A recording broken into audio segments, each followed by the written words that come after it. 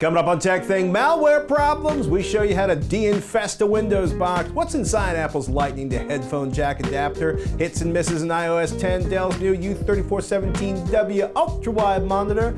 And stars. Billions of stars. All coming up on TekThing. FreshBooks is offering a 30-day unrestricted free trial to TekThing viewers. To claim it, just go to freshbooks.com/TekThing and enter TekThing in the How Did You Hear About Us section. I'm Shannon Morse. And I'm Patrick Norton. And this is TekThing, where we have something useful in every show. Oh my goodness. I talked myself out of buying an iPhone 7. Really? I did. I'm surprised. I was expecting you to buy one. I was all amped up for it, and the more I thought, like, you know, the telephoto lens is a 56mm lens, and it's going to be a giant pile of money, and I could buy a real camera with that. Yeah, that's true. And it's, I admit, it is stupid fast. It is ridiculously fast, the new processor. But there's nothing that feels particularly slow on my current phone. Oh, so I'm holding out. I know that feeling. Oh my I'm goodness. pretty excited to hear about Google's announcement next month. Well, I'm sure we'll report on that. In a couple weeks? Oh, yeah, I'm so excited. Pixel phones, not Nexus phones. Like it makes a difference. That's the rumor. So, what's going on today? iOS 10. Yeah, iOS 10. I like iOS 10. You do? Awesome. I broke my rule. Since I'm not getting a new phone, I broke my usual wait a few weeks to update iOS and just went for it. I gotta say, the weirdest thing Who am I talking to? I know, it's so crazy. Weird. The thing that drives me nuts, slide to unlock, right? You slide, you punch your password in, it has been replaced by holding down the home button because they gotta show off that super cool new solid state home button. Of course they do. Is driving me nuts. Why? Well, because every time I go to slide to unlock, or I end up with the camera or something else. Yeah. So and then I hit the home button and I hold it down and I type in my password. You can go back to slide to unlock in the settings. You would need to enable rest finger to open. Oh. Yeah, that's obvious. Under General, Accessibility, and Home button if you dig in the menu. Okay. And the save image option is gone for clickable links in the browser. What? Yeah. Aw. Yeah. Or if the browser is also a link, then you cannot save the image. Yeah, I understand that. The bedtime option is cool though. What is it? What? The bedtime, yeah. It's nothing naughty. You go into the clock. Well, it sounds ridiculous. I didn't think it would be naughty. I was just like, what does that mean? Well, your facial expression was like, what? But you go in there, it's like going to bed and waking up at the same time every day are keys to healthy sleep. Basically, it's like what time you'd like to wake up, how many hours of sleep do you need, and then it basically tells you when you need to start the bedtime process, the whole like ramping down before you get into bed. Oh, I actually kind of like that because I do have a process that I try to stick to every night, but if I don't get very good sleep at all. And she's surly the next day. I am. I go like Shannon angry. Oh my goodness. Nobody likes Shannon angry. Nobody likes Shannon. Siri can announce calls. I like that. Oh, that's nice. And I'm just maps telling me where my car is parked, which happens automatically, right? When you're connected by a Bluetooth to your car, and then you shut the car down, it basically. Oh, I have that with Google. I don't know how I feel about this. I feel like it's watching me in a really creepy way. Not that it wasn't already watching me, but now it's getting cocky. Siri's getting cocky and telling me, yeah, I know where you are. I know where you are right now. All right, so what's going on today?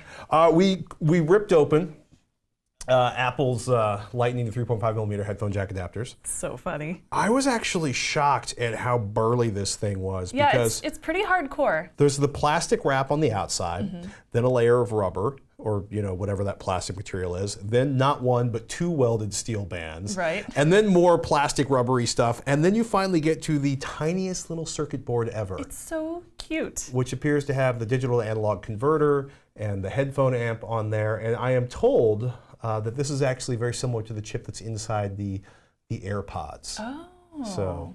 Oh, interesting. I actually mentioned to him, I wonder how fun it would be to try to solder that by hand. Really horrible.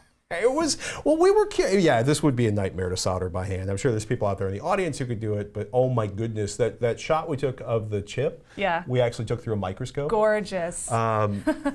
And yes, we've seen the Vietnamese website that did a teardown, which showed up we were literally recording this and somebody texted me, have you seen?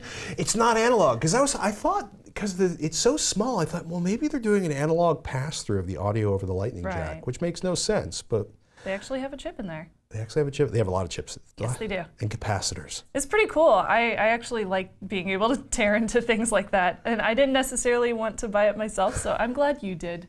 It was not Thank nearly you. as elegant as an iFixit Teardown. How much was it? $9? $9. Thank you for wasting $9 so that we could see the inside of this thing in person. I thought I may be able to reuse it, but then me snapped the actual little lightning paddle. Things built burly. It'll be interesting to see how long these last in the wild. Yes, it will. Given that lightning cables tend to disintegrate in the wild. That was pretty cool. Let us know what you guys think and if you bought some of those yourselves and if you have already broken yours. And what's your favorite feature in iOS or Android? Tell us. The ones you think we don't know about. Zebulon writes, hey, Shannon and Patrick, love the show. You've become a new must-watch YouTube channel. I have a two-part question. We have a family laptop that the kids used to use, which the kids have infected with malware. 1, is there a good resource for cleaning this so I can safely retrieve any old photos or files that might be on the hard drive? Doing a search for this leads to a ton of software that looks like it might also contain malware, so I'm nervous. Number 2, I'm looking for a good resource for installing Linux on this machine and then using it to learn Linux. I'm also digging Hack 5, but have quickly realized I'm going to need to learn Linux if I'm really going to follow what Shannon and Darren are doing there. I've educated the kids in safe internet use, and they both have purchased new laptops for themselves with their own money. It's amazing how having them spend a bunch of cash has reinforced safe browsing behavior. Thanks for all the amazing information you guys send out every week. I really appreciate it. Zebulon in Toronto, Canada. Thank you, Zebulon. Yeah, absolutely, and props to teaching your kids safe browsing through economic investments. Oh yeah. Oh my goodness. This is one of those situations where having a non-Windows operating system around the house, whether it's OS X or Linux or something else, FreeBSD, can be incredibly helpful because you can pop the hard drive out of the infected machine, mount it in Linux or OS X, and copy over the files you need. Yes. Then you can kill the existing operating system install. Kill it with fire! Yeah, just make sure you're backed up. Well, like we laugh. Or thermite. Or thermite. Well, I would, if you want to thermite bad for reusing hard drives. Oh yeah, no. If you want to reuse it, it's not going to work out so well. Do not throw it in the thermite bath in the stove. Don't even hit it with a hair. No. Although if you do plan to put it into another operating system's computer, the hard drive itself, just make sure that the way that it is formatted is compatible with a different operating system. Right. Like I think Windows is NTFS and Linux is EXT, maybe? Just make sure you triple check before you wipe the drive and install a new operating system or reinstall. Well, there's nothing worse than being like, oh, all of my bookmarks were on that machine and I didn't export them from Firefox, or oh, wait, was all of the tax information from the last 8 years on that machine? Just look where you don't expect things to be. We've both de-infested a lot of machines without ripping out the hard drive and starting over, although that's always nice to do. It is a good idea to boot into safe mode. Safe mode is something that Windows offers for like all of their newer operating systems, maybe even the older ones as well. I'm assuming that this is a Windows PC since you said it's infected with malware. That doesn't necessarily happen with Macs and Linux as much, although it is possible. So up until Windows 10, that would mean that you simply tap the F8 key and hold that down while you rebooted. Here are Microsoft's directions for Windows 10, though. It is a little bit more complicated. They actually have you go through a bunch of steps to get to safe mode. But basically, when you get to safe mode, it lets you boot into your computer with just the minimum required to run the operating system. So hopefully when you boot into it, the malware won't start up with the rest of your system files as well. That would be nice. Yeah. So number 2 on this list is doing a disk cleanup. So disk cleanup is going to delete any unwanted temporary files that you may have on your system. It can free up disk space in the meantime, so yay, killing 2 birds with 1 stone, but it also can delete some bits of malware too. So that's the handy function, is that it could delete some malware temporary files, which if those are running on the system, might not work out so well.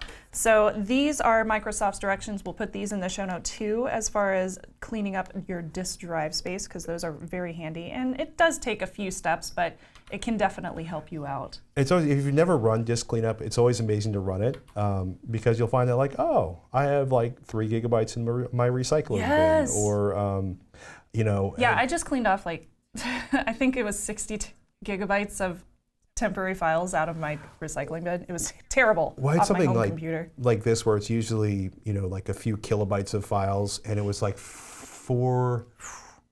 something crazy like 4.8 gigabytes of log files. It's just there. Yeah. So yeah, delete all that stuff. It can help your system run faster, but also possibly remove some malware. Number 3 on my list is go ahead and start running a virus scanner or a malware removal tool. Some of my personal favorites include AVG Antivirus Free, which you can Google. We'll also put this link in the show notes. The free download is great. Just make sure you don't add on any toolbars. Those are really annoying. And MalwareBytes. MalwareBytes does sell a like pro version, but the free version is pretty awesome as well, so I highly recommend checking that out. So MalwareBytes will destroy any malware, and antivirus, of course, like AVG, is going to destroy any viruses that are happening on your machine. What's crazy is there's so many viruses and so many variations on viruses and so many variations on malware. Yeah. Like run at least 2. Yes. Maybe run 3 or 4. I'll find myself like, oh, I remember. Not at the same time. Right. That's always kind of a bad thing another. to do, but one after another. Yeah. If they just disappear, or if your computer shuts down, or the anti-malware or antivirus shuts down, your problem could be much worse. It could be a rootkit instead of just simple malware on your machine, and that rootkit could shut down the antivirus as it's trying to run. Keep that in mind if you see that happen, but if it completes, that's great. If they finish and they find nothing, try running other antivirus, just like Patrick said, and the same with malware removal as well. As none of them will find everything, because there are legit like thousands of malware in the world. Something that came out recently, and it's like you pointed out, like when you go to install antivirus or anti-malware, if the machine's like, that basically means you've got something particularly foul. Yeah. MalwareBytes does have their new anti-rootkit beta, which is beta. slick. Although I still think you should cool. run this and then like back everything up, and then wipe the drive and start over again. Always so important. Yeah. And also reinstall your web browser too, because nowadays we have add-ons, we have extensions. Those can create potential problems, and they can put other vulnerabilities onto your computer. So start just with a clean slate, get a new browser on your computer, and then you should be good to go. And then after that, you can try and grab all of those old photos off the computer onto another hard drive, a flash drive, or you could have tried it before if you have a hard drive in another operating system that's compatible with it. But once your computer's clean, you can try again, get all those photos off. Make sure to back up your computer as well. 3-2-1 backup. I know we state it all the time. We state it because it's very important. And if your computer is still running wonky even after that, you will probably want to wipe it and reinstall the operating system just altogether. Because it gets kind of serious. Oh my goodness. One of the worst things a friend of my wife and I, they were like, my machine's running really slow. Yeah. And I think we found 347 different infestations, like things that were running. What would she do? I don't want to know, never mind. Her husband was downloading stuff and installing it because it was free. Oh my gosh. And yeah.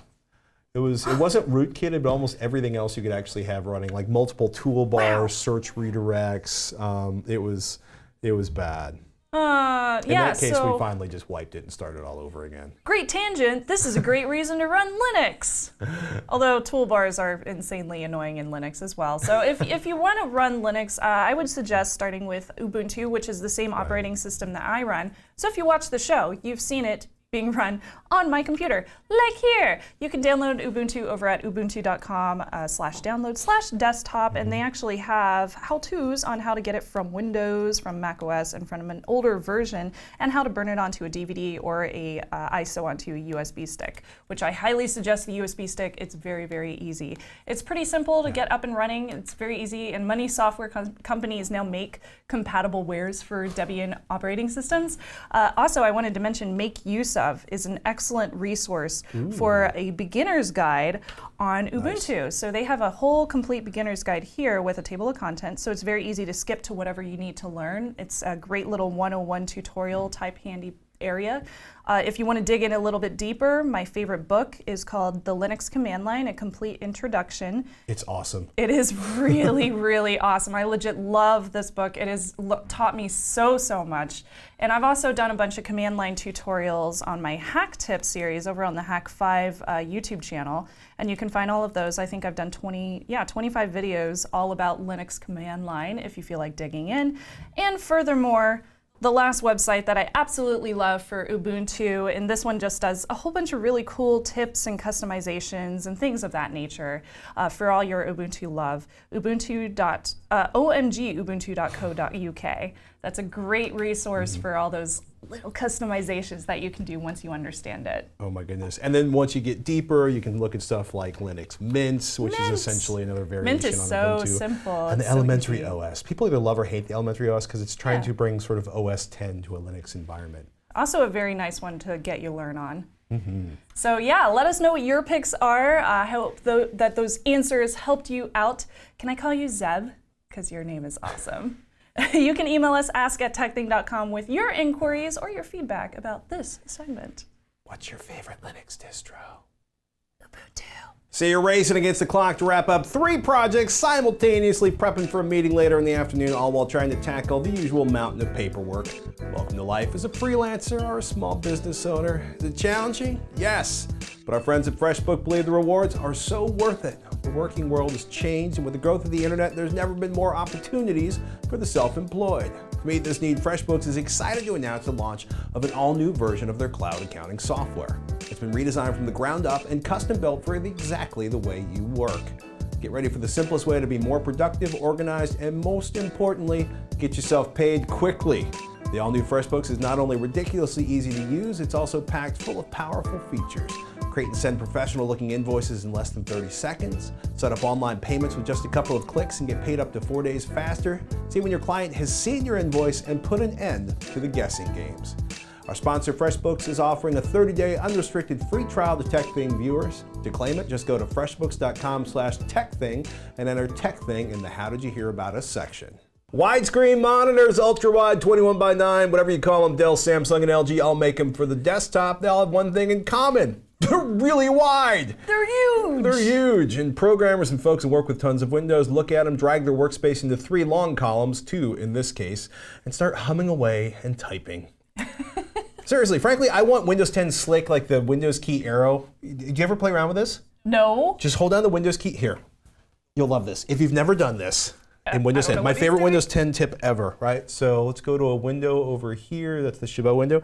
So if you hit Windows, it'll do like a quarter, a half. That thing. Yeah, this is like my favorite Windows thing ever. Okay. It's so awesome. I love it so much. I actually would really like them to add the ability to do like thirds instead of just quads to that Windows key arrow. That would be very, very cool. Yeah, but widescreen monitors are incredibly efficient. I like gaming on widescreen monitors too, though you're going to need more GPU power for 3440 by 1440, which is what this is, than you're going to need for the the big honking settings on a 1080p monitor. So is this 4K? This is not 4K. This is 3440 by 1400. Oh, right. So it's a little bit most less? of 4K. Okay. Yeah, well, it's like cut in half. Well, one side. Well, it's a third. Yeah. Well, we'll get into that in a minute. This is Dell's latest widescreen, the UltraSharp U3417W, and as you might suspect from a model number change of 2, the 3417W and the 3415W have a lot in common. Yeah, Yay. Both the old and the new UltraSharps. It's a 34-inch IPS panel. It's 3440 by 14 resolution, 60 hertz refresh rates, 300 candelas of brightness. If you need to use it on the deck of a ship, you probably don't want to. At the equator, this is probably not bright enough. But it's going to be great in the office, right? Oh my goodness, yeah. There's more. At 2 in the morning, this is too bright. Oh, at really? full brightness. Well, I'm just saying, like all monitors are too bright at 2 in the morning. I think they should be too bright in the middle of the night, and you should have to lower the brightness. So you know it's time to quit and go to bed. Exactly. That's a good plan. Another alternative to the bedtime app. Both work well, or excuse me, the bedtime setting and the clock, whatever. There you go. Basically, as long as you're not in need of a super high refresh rate, because you are Counter-Strike God, there is more than enough gaming inside of this monitor for you. Cool. So the U3417W is debuting at the same price the U3415 did last year. So depending on where you're shopping, anywhere from about $1,060 to $1,200, which is a lot, given that the model it's replacing, which started at $1,200, is now down in the $700 to $750 price range. Wow. Yeah. So first of all, there's a couple changes. I feel like the old glass ran out and they moved to new glass, and that's why there's a new model number. Surprise! Yeah, well, the 3417 is a lot more curved. This is kind of the biggest difference. When you look at curved monitor, they measure it and it'll be like 3800R, 1900R, and that's the measurement of the radius of the curve in millimeters. So a 3800R which was the predecessor to this, is fairly shallow. That's the equivalent of the radius of a 3.8 meter circle. That's a big old circle. That was the U3415.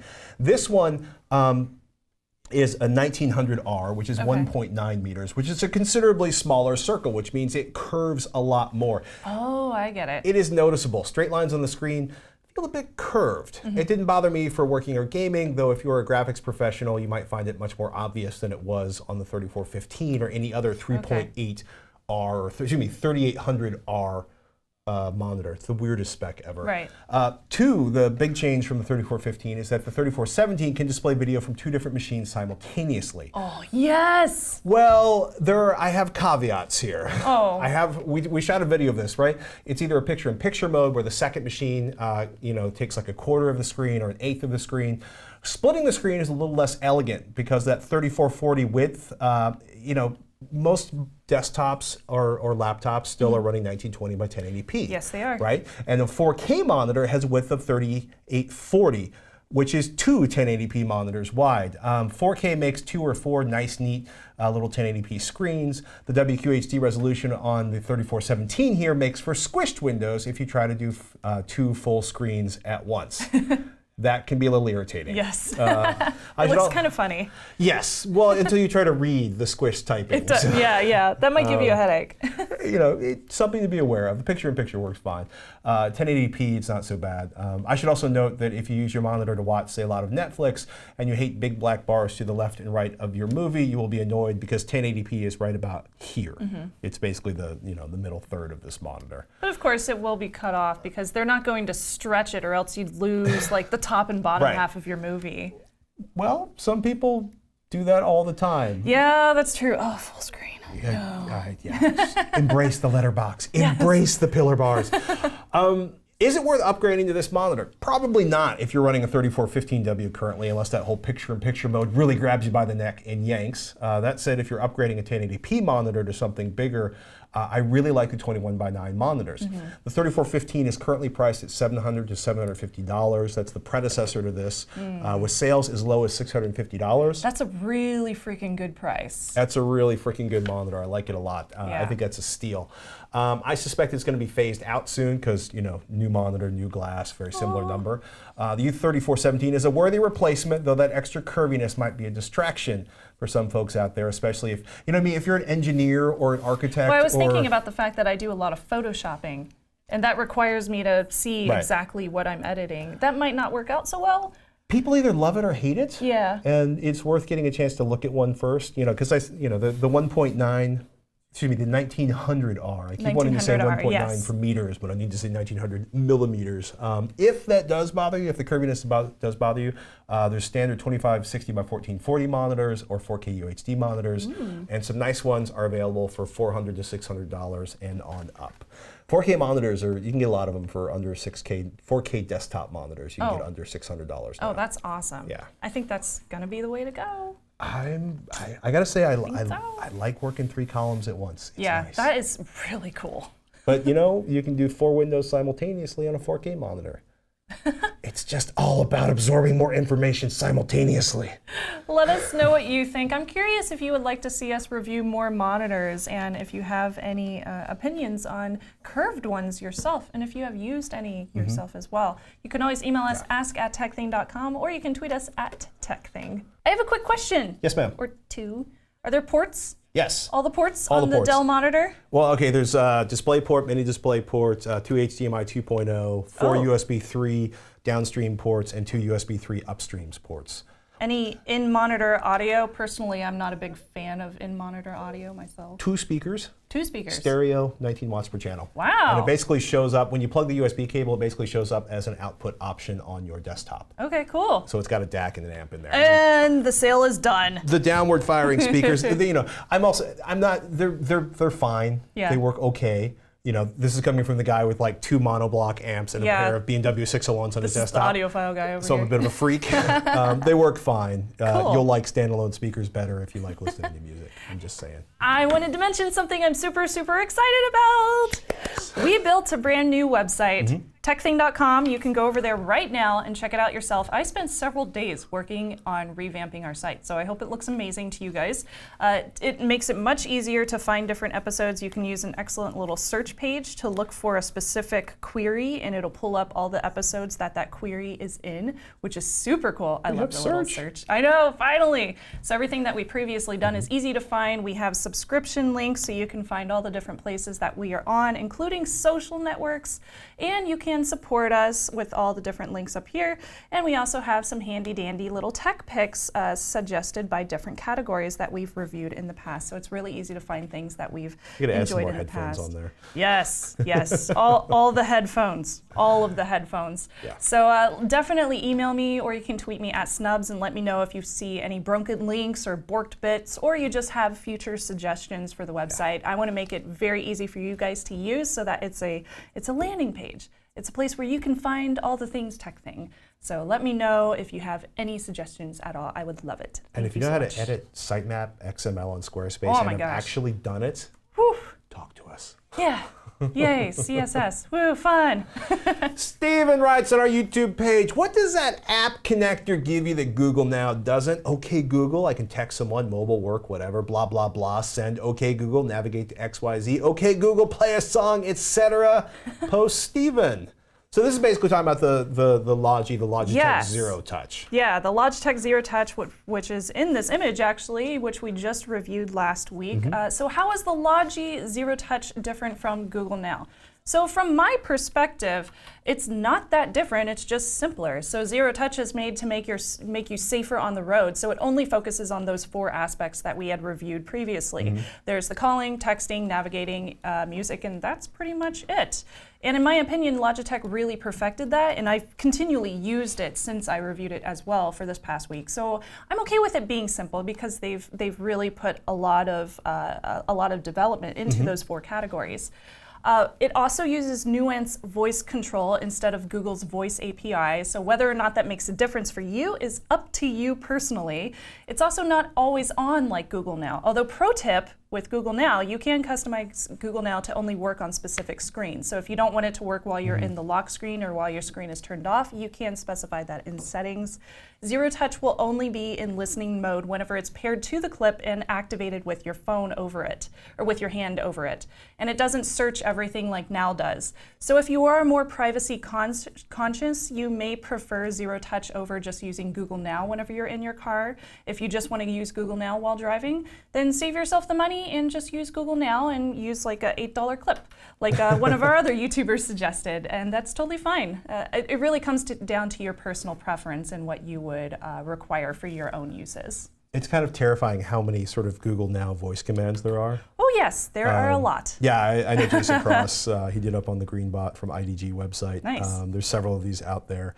You know, how old is, where was, what time is it, open, take a picture, record a video, show me my last messages, where is the nearest, navigate to. It's crazy. Everything. Play solitaire, play tic-tac-toe. What sound does a tiger make? Flip a coin, roll dice, do a barrel roll. It goes on. It really does. On. Yeah, so yeah, it just comes down to personal preference. I think that's the biggest difference between the two, because it's much simpler, and I don't think it's always on. So I personally like that because I'm privacy focused. Yay, privacy! All right, that's about it for this week. But remember, once in a while, put down your phone, step away from the screen, close the laptop. I get to close mine this week. Yay. And do something analog, like Patrick's pick, telescope fun times. Oh my goodness. So a lot of astronomy groups in some national parks in area where there is very low light pollution hold open telescope or open space viewing nights. So cool. Here in the Bay Area, the Chabot Space and Science Center holds evening viewing every Friday and Saturday evening. They have 3 scopes, an incredibly powerful 30-inch reflector or 36-inch reflector, aka Nellie, Rachel, a massive, that's Nellie you're looking at right there. Hi, Rachel, which is a 20-inch refracting telescope that's 100 years old, and they often have people with additional, they have a 3rd telescope that's an 8-inch refractor, which was the original one, I think was built in 1883 that Mr. Chabot donated. That's incredible. There was somebody out there with a smaller telescope doing digital imaging, which was incredible because we were looking at the, I want to say the American Galaxy, or no, the American Nebula. Yeah, we got to see multiple nebula. We got to see Saturn and Saturn's rings, taking a 4-year-old and an 8-year-old to go look at objects in space. It's just amazing. And it's also like the warm summer nights. It's amazing. Like 300-400 people will show up for that. Oh, that's so There were like 25 the other night, which is great. So it was super chill, and we got to see multiple objects in multiple scopes. I have to do this. You have to do this. I have to. It's right over there. I know, it's so close by. Okay, we're gonna wrap up here so I can go like look at Saturn in a telescope. After the sun sets. After the sun sets. I'm Adam Norton. I'm Shannon Morse. We'll see you next week on TekThing.